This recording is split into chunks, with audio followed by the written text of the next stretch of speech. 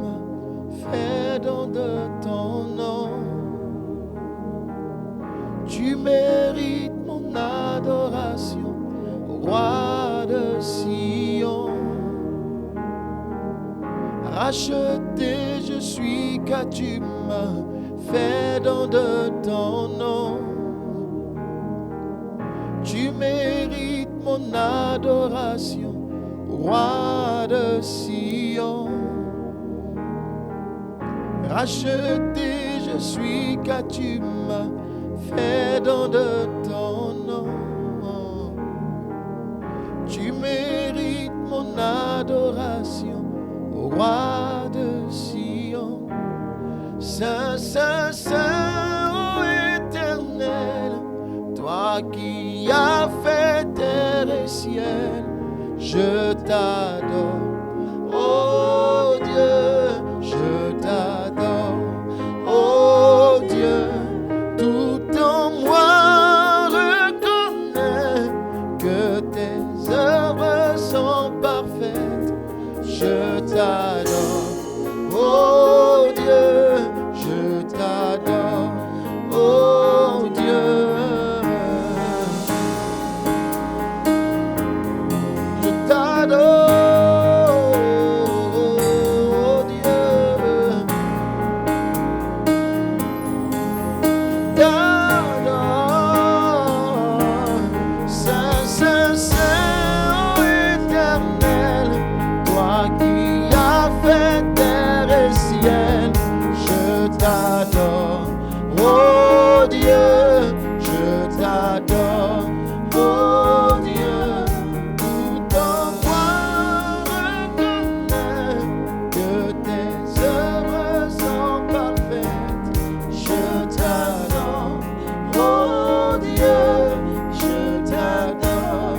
Oh Dieu, je t'adore.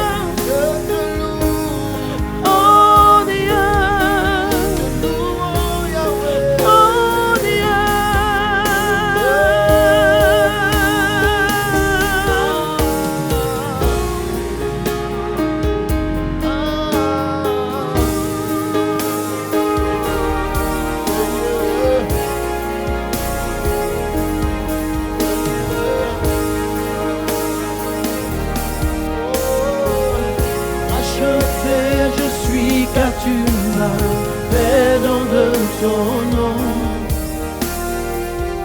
Tu mérites mon adoration, ô roi de Sion.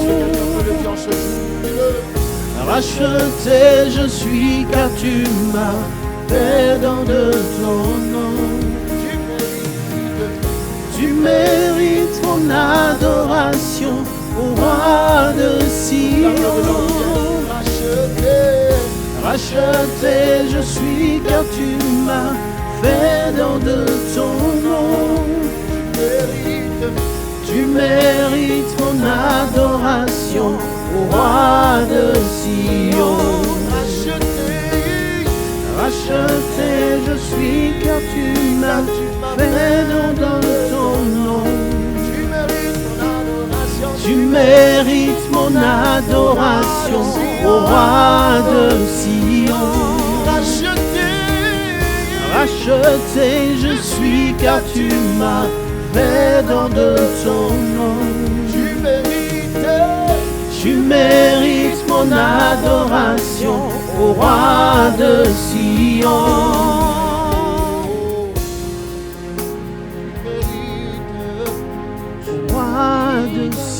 Sion. Racheté je suis car tu m'as fait don de ton nom. Tu mérites mon adoration, ô roi de Sion. Racheté je suis car tu m'as fait don de ton nom. Tu mérites mon adoration, tu mérites mon adoration, ô roi de Sion. Racheté je suis car tu m'as fait don de ton nom. Tu mérites mon adoration, tu mérites mon adoration, ô roi de Sion. Alors saint, ô éternel, toi qui as fait terre et ciel, je t'adore, oh Dieu, je t'adore, oh Dieu, tout en moi reconnaît que tes œuvres sont parfaites, je t'adore, oh Dieu, je t'adore, oh Dieu. C'est avec ces très belles notes de ce chant interprété par le chanteur Jonathan Gambella que nous entamons, composé par le chanteur Jonathan Gambella et interprété par Ange et Marilyn, que nous introduisons notre émission Rendez-vous au sommet sur votre chaîne préférée Ecclesia TV. Vous savez, c'est la chaîne de l'Église catholique en Côte d'Ivoire, c'est la chaîne qui vous connecte directement au ciel. Et pour cette émission, nous avons une émission spéciale, nous avons un temps spécial, nous avons un thème spécial qui va s'afficher au bas de votre écran. Je suis Stéphane-Marie Duneux, je suis très heureux de pouvoir vous retrouver. Je voudrais saluer toutes ces personnes qui nous suivent à partir du numéro 194 du décodeur Canal, à partir du 753 du décodeur Start Time. Merci d'être présent, merci de rester jusqu'à la fin de cette émission. Nous allons avoir un moment spécial. Le thème de cette émission, comme je l'ai dit, intitulé comme suit: de la transformation massive à l'épanouissement. De la transformation massive à l'épanouissement. Aujourd'hui, nous allons être dans du leadership pur. Dans du leadership pur, selon la pure tradition des mentors, des leaders et tout ça. Mais nous allons nous appuyer sur la parole de Dieu. Je voudrais simplement que de là où tu es, tu puisses bien t'asseoir, prendre quelque chose pour prendre note, parce que nous allons décoller et nous allons aller, nous partons en business class, nous partons vers les hauteurs. C'est cela, Rendez-vous au sommet. Je vais vous laisser, pour ne pas déroger à la règle, je vais vous laisser avec les chantres Marilyn et Ange qui vont vous conduire dans un moment d'adoration. Vis ce moment avec nous, de là où tu te trouves, et que la gloire de Dieu se précipite dans ta vie. Je m'approche de toi, Jésus. Je m'approche de toi, Jésus. Mon âme soupire après toi, Jésus. Mon âme soupire après toi, Jésus. Moi, je n'ai que toi, Jésus. Tu es là présent. Je n'ai que toi. Tu es là présent. Tu es là livré présentement. Jésus. Je ne pense qu'à toi, Jésus. Oh, je n'ai que toi. En ce temps de méditation, de partage et de prière, nous allons prendre ce chant et tu vas méditer ce chant avec nous. Médite chaque parole, s'il te plaît, et que quelque chose puisse grandir au fond de toi. Tu es là, livré pour nous.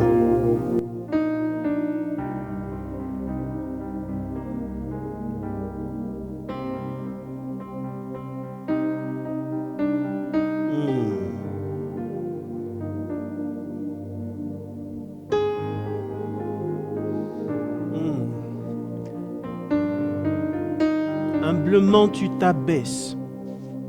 Tu fais ta demeure en nous, Seigneur. Ensemble, tout le monde, on y va. Tu es là présent, livré pour nous. Tu es là présent, livré pour nous. De là où tu es, tu peux chanter avec nous. Toi le tout petit, le serviteur. Toi le Tout-Puissant. Toi le tout-puissant. Humblement, tu t'abaisses. Humblement tu t'abaisses. Tu fais ta demeure en Tu fais ta demeure en nous, Seigneur. Toi le tout-puissant, humblement tu t'abaisses. Tu fais ta demeure en nous, Seigneur. Tu es là présent, ensemble. Tu es là présent, livré pour nous. Livré pour Toi le tout petit, le serviteur. toi le Tout-Puissant. Toi le tout-puissant, humblement tu t'abaisses. Tu fais ta demeure en nous, Seigneur. Toi le Tout-Puissant. Toi le tout-puissant, humblement tu t'abaisses. Tu fais ta demeure en nous, Seigneur. Toi le tout-puissant, toi le tout-puissant, humblement tu t'abaisses. Tu fais ta demeure en nous, Seigneur. Le pain que nous mangeons, Par le don de ta vie, tu désires aujourd'hui tu désires aujourd'hui reposer en nos cœurs. reposer en nos cœurs. Brûler de charité, Brûler de charité, assoiffé d'être aimé. assoiffé d'être aimé. Tu fais ta demeure. Tu fais ta demeure en nous, Seigneur. Brûler de charité, Brûler de charité, assoiffé d'être aimé. Tu fais ta demeure en nous, Seigneur. En nous, Seigneur, tu es là. Tu es là, présent, livré pour nous. Toi le tout petit, le serviteur. Toi le tout puissant, humblement tu t'abaisses. Tu fais ta demeure en nous, Seigneur. toi le Tout-Puissant. Toi le tout-puissant, humblement tu t'abaisses. Tu fais ta demeure. Alléluia, Hosanna.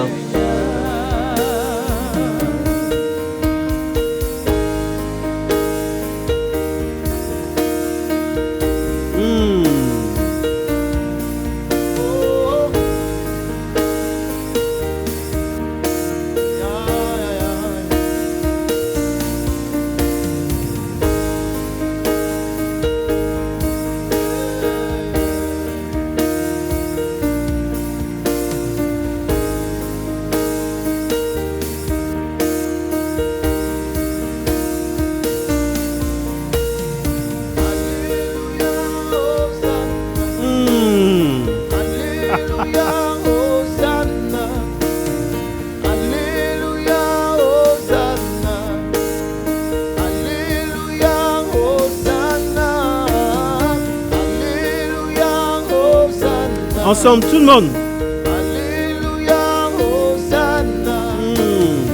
Alléluia, Hosanna. Alléluia, Hosanna. Alléluia,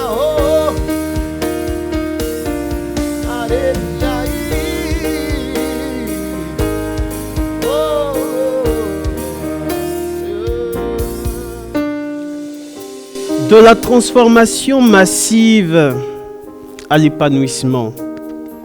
De la transformation massive à l'épanouissement. Je voudrais que nous puissions aller en 1 Samuel chapitre 10, le verset 6. 1 Samuel chapitre 10, le verset 6. L'Esprit du Seigneur te saisira. Tu prophétiseras avec eux et tu seras changé en un autre homme. Parole du Seigneur notre Dieu. Nous rendons grâce à Dieu. Frères et sœurs, l'opportunité de ce thème, c'est quoi? C'est qu'après avoir observé beaucoup de choses, avec beaucoup d'humilité, vous vous rendez compte que très peu de personnes en réalité sont transformées. Ce n'est pas en vain que Paul dit à ses auditeurs, il dit, ne vous conformez pas au siècle présent, mais soyez transformés par le renouvellement de votre intelligence, afin que vous sachiez ce qui est bon, ce qui est agréable et ce qui est parfait. En réalité, la seule condition, la condition sine qua non pour entrer dans la perfection, pour entrer dans la volonté de Dieu, c'est d'être transformé ici, ici.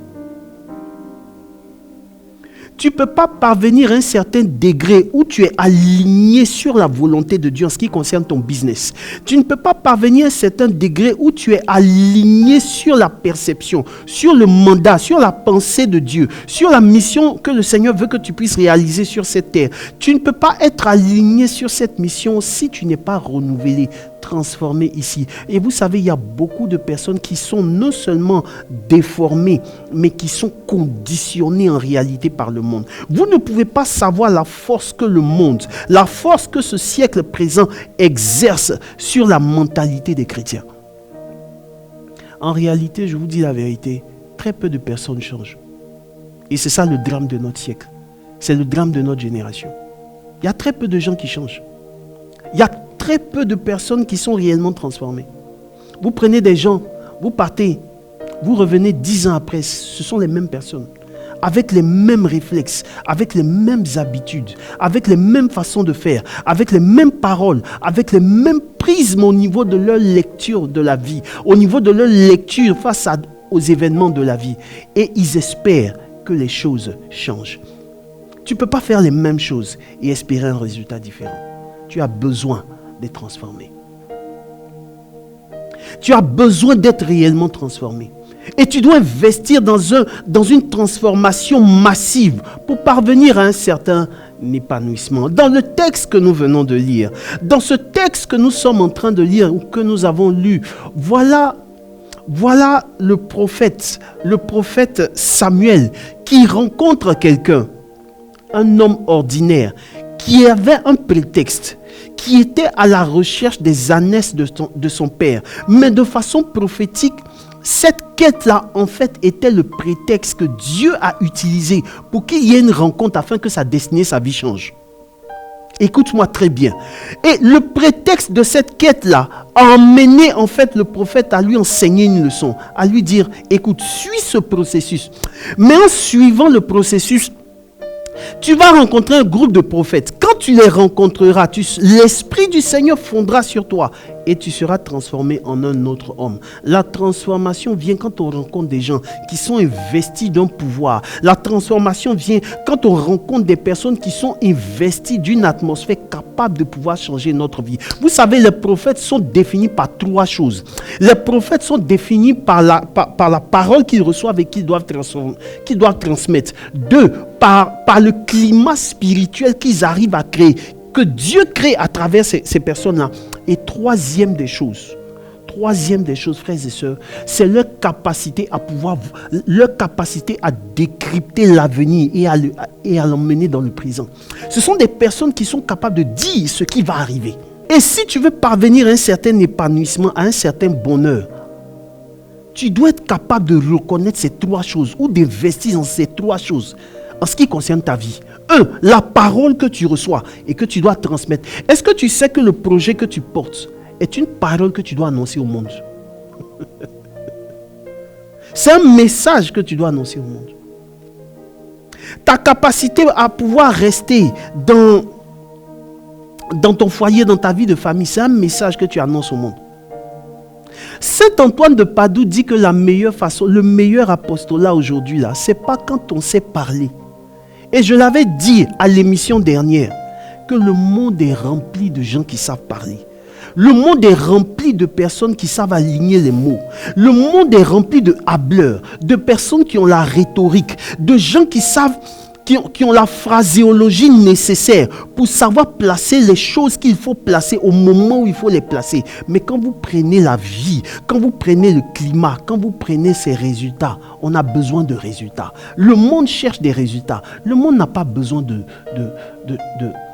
hableurs. Nous devons changer.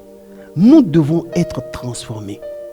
Nous devons parvenir à une certaine transformation. Pourquoi est-ce que le prophète le disait? Le prophète disait cela à Saül pour qu'il comprenne que là où tu es en train de partir, là, ta destinée nécessite qu'il y ait une transformation radicale à ton niveau. Il y a des niveaux de royauté qui ne peuvent pas s'accommoder aux habitudes que tu as en ce moment. Je répète cette phrase. Il y a des niveaux de royauté.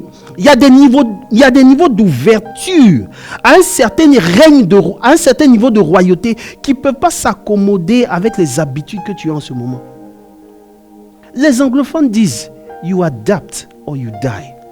Soit tu t'adaptes, soit tu meurs. Il y a des gens aujourd'hui que vous rencontrez qui vous disent toujours, hein, Marilyn, des gens que vous rencontrez qui vous disent, mais au temps d'Oufoué là, on venait chercher les gens pour aller au travail. Ça, tu as déjà entendu cette phrase-là, non? Ils sont nostalgiques en fait. Ils sont nostalgiques pourquoi? Parce qu'ils sont émotionnellement connectés à cette saison-là.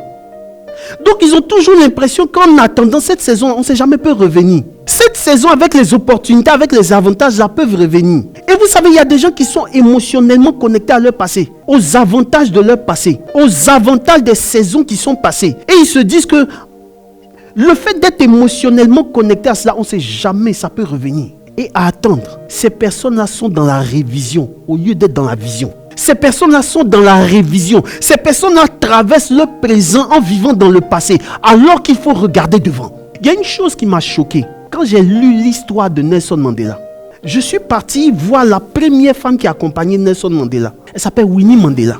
Et dans l'interview que j'ai lue, Winnie Mandela a prononcé cette phrase. Elle dit « J'habite toujours dans la maison où Nelson Mandela m'a laissé ». Quand je lisais cette interview-là, on était dans les années 2008. Nelson Mandela est sorti de prison autour des années 89, 1989 par là. Il s'est passé environ 30 ans. La dame était toujours dans la même maison, avec les mêmes choses, avec les mêmes habitudes, avec le même thinking de ce qui s'est passé. Je ne sais pas si tu vois un peu. Sa vie s'est arrêtée là. Et l'une des raisons pour lesquelles elle et Nelson Mandela ne se sont pas entendus, c'est qu'elle avait trop subi des injustices de la part des Blancs.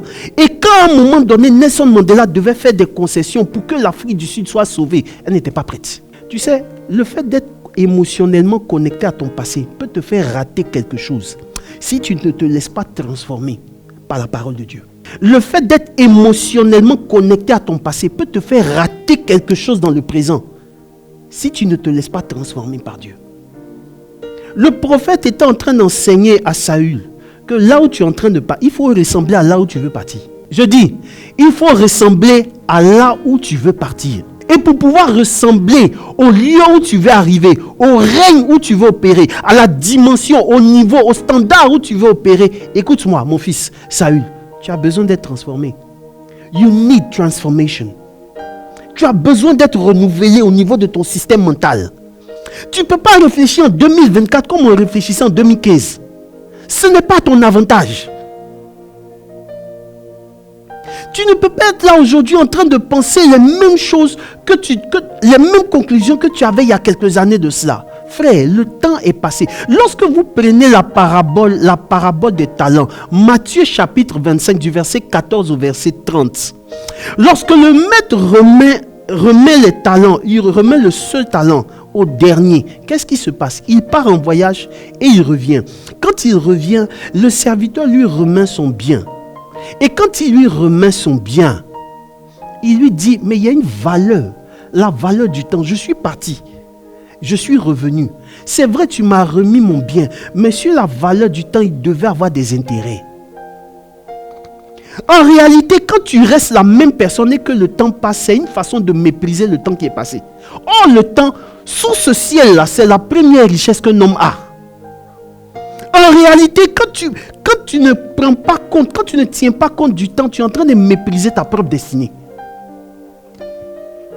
You need transformation. Tu as besoin de changer.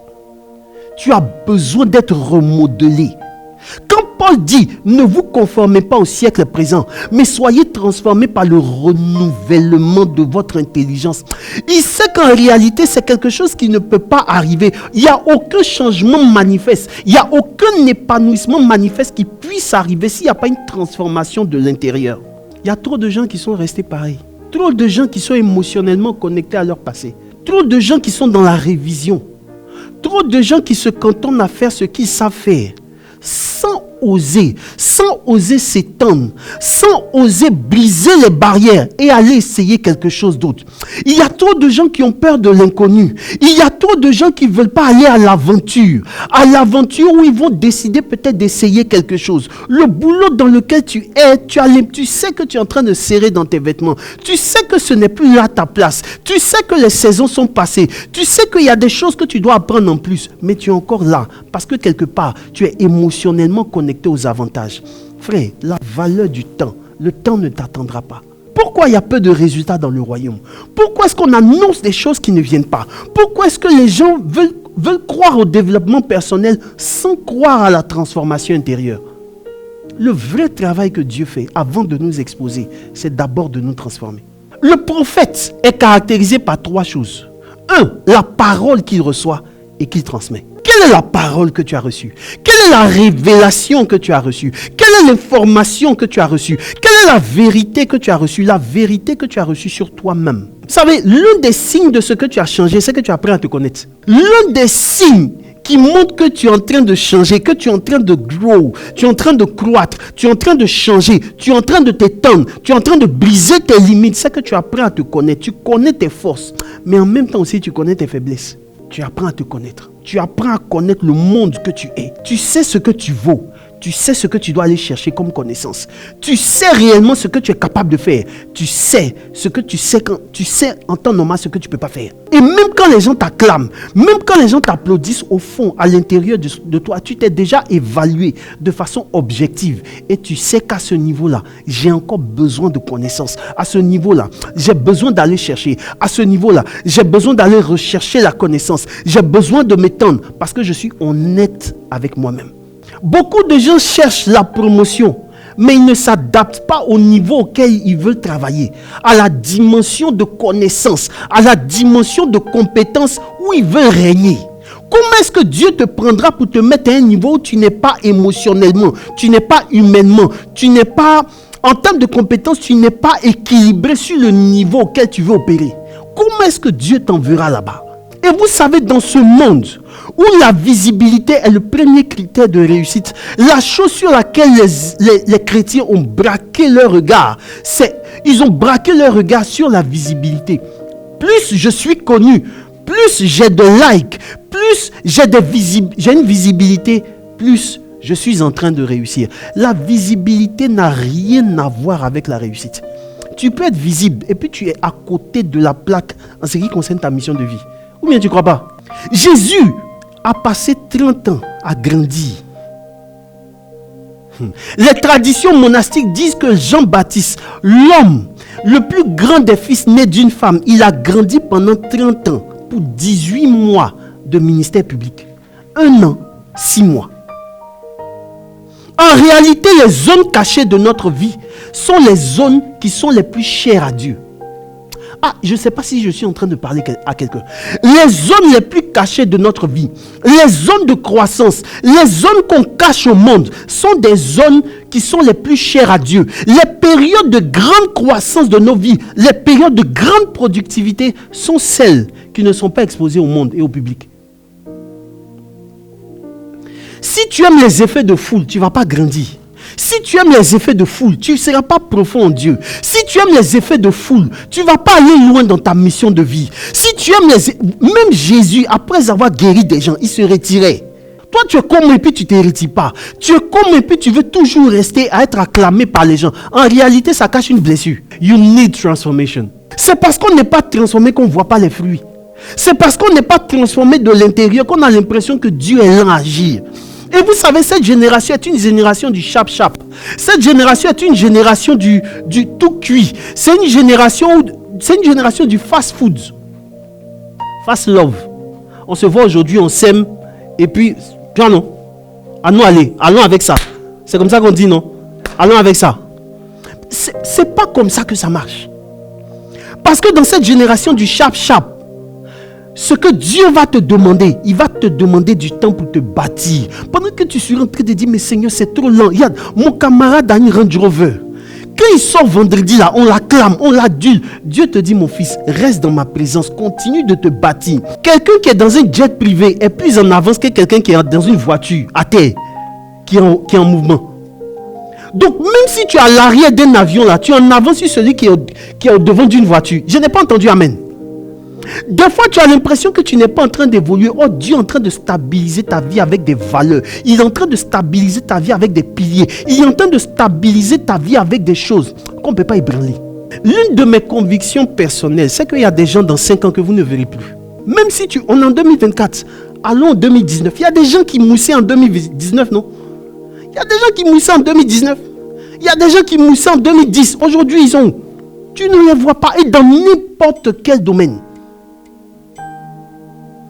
Mais ceux qui vont signer leur registre pour tenir sur la durée sont dans l'ombre actuellement, en train de se bâtir du coffre.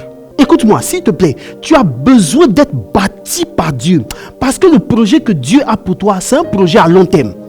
Le projet que Dieu a pour toi là, c'est un projet où tu vas laisser un héritage à des générations, même après ton départ.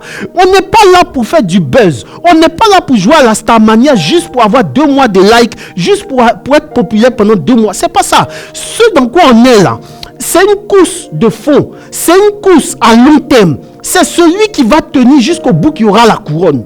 Je prie que tu tiennes jusqu'au bout au nom de Jésus de Nazareth. Tu as besoin d'être transformé. La parole, la révélation que tu reçois. C'est pourquoi ce temps de carême là est un temps où tu dois investir massivement dans ce que... En réalité, la prière, ce n'est pas parler avec Dieu. Ça, on nous l'a dit à la catéchèse. Mes frères et sœurs, la véritable prière, ce n'est pas parler à Dieu. La véritable prière, c'est parler avec Dieu, converser avec lui. Il y a ce que je lui dis, il y a ce qu'il me dit. Et il y a ce que je reçois. Et laisse-moi te dire la vérité. Il y a des choses que Dieu ne te dira jamais dans de grandes évangélisations. Il y a des choses qu'il ne te dira jamais quand tu tapes, quand tu es en public. Il y a des choses qu'il va te dire dans le secret de votre intimité à tous les deux. C'est là qu'on se dit des choses et puis on ne trahit pas ça sur la place publique. Quand vous voyez des gens qui sont stabilisés même dans l'épreuve, quand vous voyez des gens qui sont capables de prendre des risques que la plupart des gens ne prennent pas, c'est parce qu'en fait dans le secret ils ont bâti un covenant, une alliance. Il y a des choses qu'ils ont eu à se dire qui fait que même sur la place publique, quand ils voient le contraire de ce qu'ils avaient pensé, ils savent que Dieu ne va pas les trahir. Ce sont des gens qui sont mus, ce sont des gens qui sont transformés, ce sont des gens qui sont transcendés par une vérité. En fait, c'est ça le prophète. Tu dois être un prophète dans ton couloir. Tu dois être un prophète. Je n'ai pas entendu amen. Tu dois être un prophète dans ton secteur d'activité. Quel que soit le secteur dans lequel tu opères, tu dois avoir une vision. Tu dois être le futur de certaines personnes. Quand on te voit, quand on voit les résultats, des gens doivent te regarder en disant voici ce que je veux devenir dans la vie. Vous savez, j'ai lu un peu l'histoire des pères du désert. Et je me suis rendu compte que notre génération est une génération qui joue avec beaucoup de choses. On est un peu léger quand même. Avant, dans l'histoire des pères du désert, vous voyez que les gens ne jouaient pas quand il s'agissait du temps de carême. Ils ne jouaient pas avec leur salut. J'étais à une conférence et puis il y a une question qui a été posée, une conférence pour des hommes, pour des entrepreneurs, des hommes d'affaires. Et vous savez, généralement dans ce genre de conférence-là, il y a une question qui est posée, c'est la question de la corruption. Les gens te disent, mais vraiment on est dans un mouvement, on est dans un monde, on est dans une société où si tu ne mouilles pas la barbe des gens, il y a des marchés que tu n'auras pas, il y a des choses que tu n'auras pas et tout cela. Face à cela, en tant que chrétien, comment on réagit? Et la question était posée de sorte à ce que les gens même veulent te convaincre qu'en fait la loyauté, le fait d'être intègre là, ça ne paye plus. C'est les chrétiens. Est-ce que tu comprends un peu? Mais à travers leurs questions, ils sont en train de te montrer, ils veulent te convaincre, toi, que en réalité, l'intégrité, là, ça ne paye plus. Donc, il faut changer. J'ai aimé la réponse de cet homme de Dieu qui disait, il dit, faut qu'on soit des prophètes du radical. Il faut qu'on soit des prophètes du radical. Il y a des choses avec lesquelles on ne doit pas transiger. Il y a des choses auxquelles on ne doit pas se frotter. Si tu dois purifier en fait ton appel et ta prophétie, il y a des choses il y a des feux étrangers auxquels tu ne dois pas toucher. S'il te plaît, apprends à investir massivement dans la parole que tu recevras et que tu vas transmettre au monde. Deuxième des choses, l'atmosphère, le climat.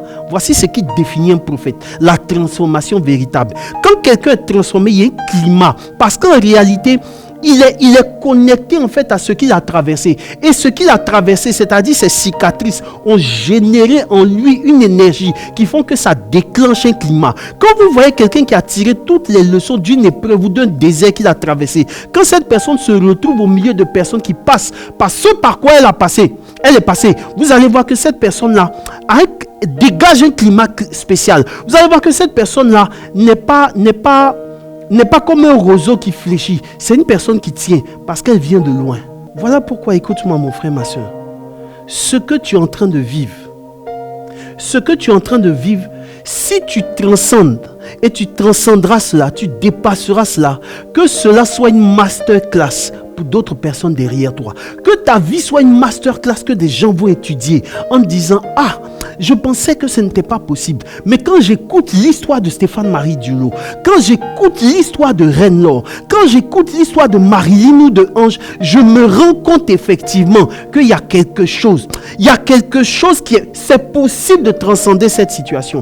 Et à partir de là, tu deviens comme une lumière qui éclaire. Tu n'es pas une lumière qui brille, mais tu es aussi une lumière qui éclaire d'autres générations. Parce que dans un pan, dans un couloir, sur une question précise, tu es un précurseur. Sur une question précise en ce qui concerne la vie, tu es un précurseur. C'est-à-dire que tu as expérimenté des sentiers nouveaux. Et quand tu as expérimenté des sentiers nouveaux, tu es capable d'être un leader pour d'autres générations. Tu as besoin d'être transformé. C'est pourquoi, s'il te plaît, ce par quoi tu es en train de passer en ce moment, tire toutes les leçons.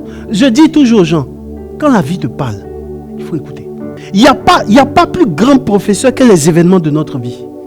C'est là que tu vas découvrir. C'est là que tu vas découvrir certaines choses. C'est là que tu vas apprendre à te découvrir toi-même. C'est là que tu vas apprendre à découvrir la réalité des hommes.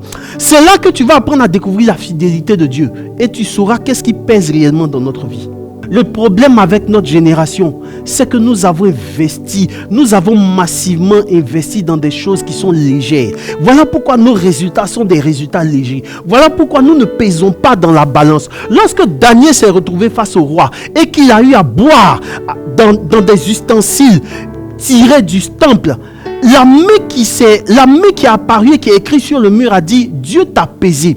Mais en te pesant, là, on voit que tu ne fais pas la balance. Et vous savez, le mal de notre génération, c'est qu'il y a beaucoup de gens qui disent ce qu'ils ne sont pas. Il y a beaucoup de gens qui clament des choses pour lesquelles ils n'ont pas payé le prix. Il y a beaucoup de gens qui s'arrogent des titres pour lesquels ils n'ont pas de cicatrices. Beaucoup de gens réclament des positions pour lesquelles ils n'ont pas payé le prix. Lorsque la mère des Zébédée est venue devant Jésus, elle lui a dit, écoute, je ne veux pas beaucoup de choses. Je veux seulement 2 positions. Mes 2 fils là, mets un à droite et mets un à gauche. Jésus s'est mis à sourire et il a posé une question. Est-ce que vous pouvez boire à la coupe? La position que tu veux occuper dans la vie là, il y a une coupe. Est-ce que tu es capable de boire à la coupe? L'onction que tu cherches là, il y a une coupe. Est-ce que tu veux boire à la coupe? Est-ce que tu veux passer par ton baptême de feu? Est-ce que tu veux laisser la vie te malaxer, te transformer? Mon message n'est pas adressé à des bébés spirituels. Les bébés spirituels, c'est le lait qu'on va... Tu peux trouver des gens qui vont te dire, frère, tout va marcher dans ta vie, Dieu va te bénir, ça va aller. Ça là, c'est pour t'encenser. Mais derrière, il y a un prix à payer parce que chaque couronne a sa couronne d'épines. Je ne sais pas si je parle à quelqu'un, mais s'il te plaît, crée un climat de possibilités à travers ce que tu as vécu. Sers-toi de ce que tu as vécu, des frustrations que tu as vécues, des humiliations que tu as vécues, des épreuves que tu as... Moi, ce par quoi je suis passé, je n'oublierai jamais la dernière phrase que mon père a eu à prononcer. Et puis il est parti. Il m'a dit, mon fils, ne joue pas avec ta vie. Quand il m'a dit ça, je n'ai pas compris à l'époque. Je devais avoir quoi, 14 ou 15 ans. Je n'ai pas compris parce que je m'apprêtais pour aller jouer au basket. Et le monsieur m'a dit, il a souri, il m'a dit, ne joue pas avec ta vie. Cette phrase-là, elle est restée là. Dans tout ce que je fais, je me rends compte que les choix que j'ai à faire sont déterminants. C'est pourquoi vous allez voir que même quand je grandissais, je m'ennuyais avec les jeunes de mon âge. Parce qu'en réalité, il y a des révélations, il y a des informations. J'ai compris que la vie ne plaisante pas. Donc même quand j'étais jeune, je ne plaisantais pas en fait. Il y a des choses auxquelles je ne pouvais pas me permettre de toucher. Parce que je sais que si je touche à ça, je peux remettre en cause ma vie et mon avenir. Il y a trop de gens qui ont joué avec leur vie. Il y a trop de gens qui ont fait des choix sur certaines légèretés, simplement à cause de certaines choses. Aujourd'hui, que le Seigneur te rattrape. Aujourd'hui, que le Seigneur te permette de créer un climat de possibilités à travers ce que tu as vécu. Ce que tu as vécu est un enseignement, est une série d'enseignements qui doit te servir. Comme l'argile devant le potier. Donne-moi la forme qui te plaît. Tu fais toutes choses bonnes en ton temps. Je serai toujours confiant. Ô Seigneur, observe mes voies. Garde-moi auprès de ta croix. Je voudrais habiter chez toi tous les jours ici. Merci. Donc les 2 points, la parole qu'on reçoit et qu'on transmet au monde. Deuxième point, c'est le climat qu'on crée à partir de ce qu'on a vécu. Et la troisième des choses, le prophète, c'est celui qui annonce ce qui va arriver. Dans ta génération, tu dois être un précurseur. Tu dois être un prophète. Tu dois être un voyant. Tu dois être quelqu'un qui voit ce qui va arriver dans 5 ans. Tu dois être quelqu'un qui prend les devants. Tu dois être quelqu'un qui anticipe. Tu dois être quelqu'un qui a une vision. Écoute-moi, c'est bon de gérer le quotidien aujourd'hui, mais ta vision, tu ne dois pas la perdre de vue. Qu'est-ce que ton secteur d'activité va devenir dans quelques années? Tu dois savoir exactement et te positionner en fonction de la direction du vent. Tu dois savoir comment les inclinaisons de ton secteur vont s'opérer ou vont changer dans quelques années. Parce que n'oublie pas cette phrase des anglophones. You adapt or you die. Soit tu t'adaptes, soit tu meurs. Saül était là et le prophète lui a dit, écoute, pour pouvoir être roi un jour, il faut que tu rencontres un groupe de prophètes. Des gens qui vont t'emmener à changer radicalement la personne que tu es. Parce qu'il y a des dimensions où si tu ne changes pas, c'est la dimension même qui te tue. Il y a des dimensions où quand tu arrives là-bas, tu regardes les avantages et puis les avantages finissent par te rendre amer. Il y a des niveaux où quand tu n'es pas prêt, tu rentres là, ça t'éjecte. Tu dois être prêt à partir. Et pour être prêt, regarde ce que tu veux de... Vous savez, ce matin, je partais à la communauté des béatitudes. Je veux saluer tous les frères de la communauté des béatitudes. J'ai déposé ma fillette à l'école et quand je rentrais, j'ai eu envie d'aller à la communauté des béatitudes. Right, thanks. J'ai eu envie d'aller m'asseoir au Saint-Sacrement à la communauté des béatitudes. Et quand je suis rentré dans l'oratoire, il y avait 2 religieuses qui étaient assises qui étaient à genoux pour leur adoration matinale. Et j'ai levé la tête vers le Saint-Sacrement. Et j'ai vu des icônes. J'ai vu une icône de Thérèse d'Enfant Jésus. Et à côté, j'ai vu une icône de Padre Pio. Et il y a cette voix qui m'a sonné à l'esprit pour me dire, il faut les suivre. Suis-les. Follow them. Il faut les suivre. Est-ce que vous savez que le système de mentorat là, a été pratiqué depuis longtemps par l'Église catholique? Parce qu'on a compris en réalité que dans ce monde-là, tu peux suivre, en suivant les bons exemples, tu arrives à bon port. Qui est-ce que tu suis? Il y a des gens qui doivent représenter ton futur. Suis-les. Il y a des gens qui sont aujourd'hui ce que tu veux devenir demain. Identifie-les et suis-les. Quel que soit ton secteur d'activité, il y a des gens aujourd'hui qui sont ton futur. Identifie-les. Regarde leur chemin. Regarde leurs erreurs. Sers-toi de leurs erreurs pour acquérir de la sagesse. Et marche sereinement dans cette vie. Si tu le fais, tu accéderas à un niveau de grandeur d'épanouissement sans précédent. Que Dieu te bénisse. Comme l'argile devant le potier, donne-moi la forme qui te plaît. Tu fais toutes choses bonnes en ton temps. Je serai toujours confiant. Ô Seigneur, observe mes voies. Garde-moi auprès de ta croix. Je voudrais habiter chez toi tous les jours ici-bas. Frères et sœurs, chers amis, je regarde au compteur et nous sommes à 52 minutes. Nous allons arrêter là cette émission de Rendez-vous au sommet en espérant que vous avez été bénis par cet enseignement. Nous allons nous retrouver à la prochaine session avec ce thème de la transformation massive à l'épanouissement. Mais ma prière pour vous, c'est que Dieu élargisse l'espace de votre tente, qu'il vous bénisse et qu'il vous conduise à bon port au nom puissant de Jésus de Nazareth. Rendez-vous au sommet, rendez-vous prochainement. Je vous aime. Shalom.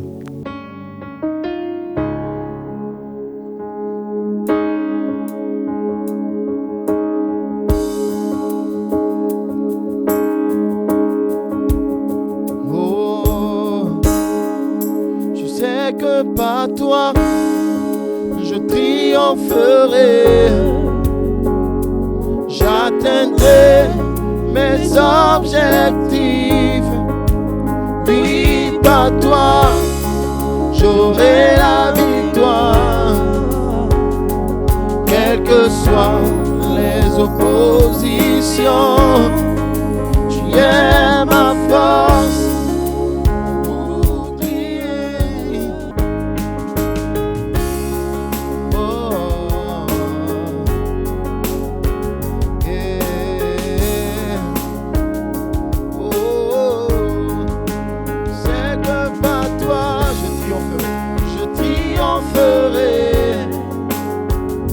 J'atteindrai mes objectifs.